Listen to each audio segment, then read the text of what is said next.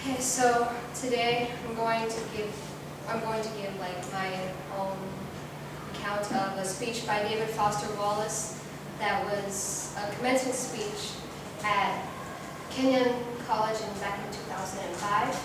And in this speech, Wallace is trying to explain what education, what the liberal arts education is, and why they're learning it. And he's basically saying, trying to see that they're not learning something pointless.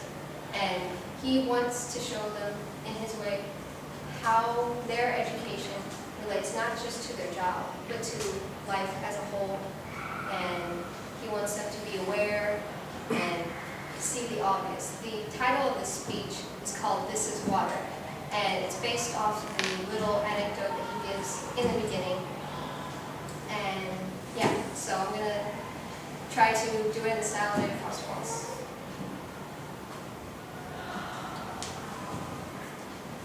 Greetings and congratulations to the graduating class of Kenyon College in 2005. There are these two fish that swim along, and they happen to meet an older fish swimming the other way. The older fish nods at them and says, "Morning, boys, how's the water?" The two younger fish swim on for a bit, and then eventually one of them turns to the other and says, "What the hell is water?"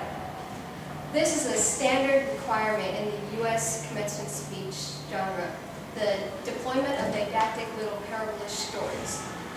The story thing turns out to be one of the better, less bullshitty conventions of commencement speeches.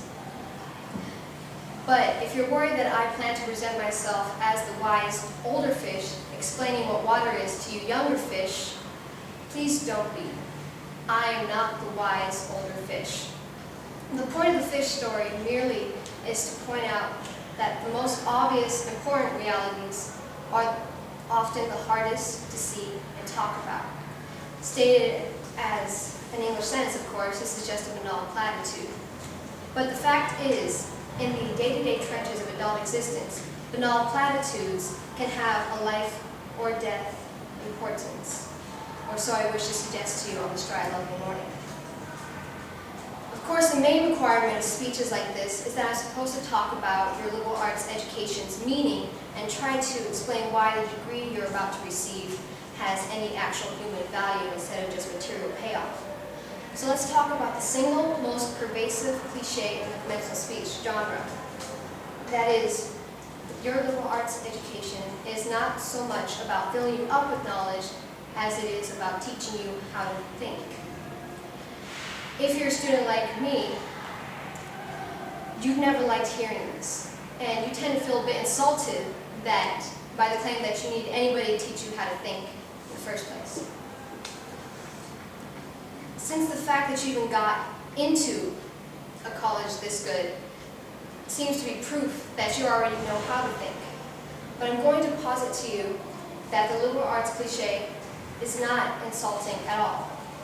And this is because the really significant education and thinking that we're supposed to receive in a place like this is not so much about the capacity to think as it is rather about the choice of what to think about.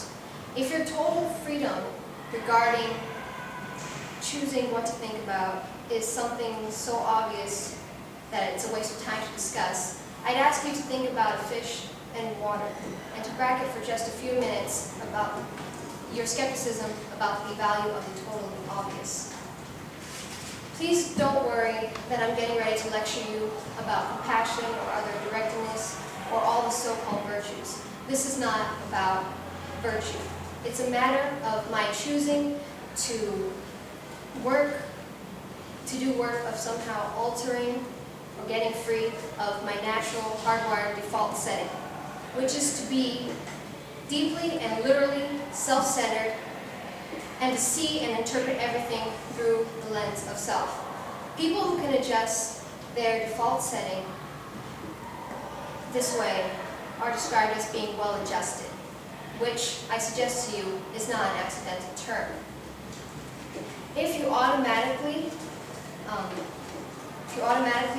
are sure about what reality is, and you're operating in your default setting, you, like me, probably won't consider possibilities that aren't annoying and miserable. But if you really learn how to pay attention, then you will know that there are other options.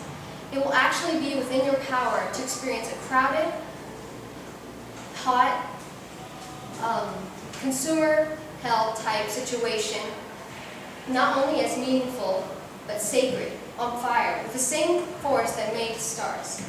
Love, fellowship, and the mystical oneness of all things deep down. Now, not that the mystical stuff is true or anything. The only thing that's capital T true is that you get to decide how you're going to try and see it. That is real freedom. That is the meaning of being educated and understanding how to think.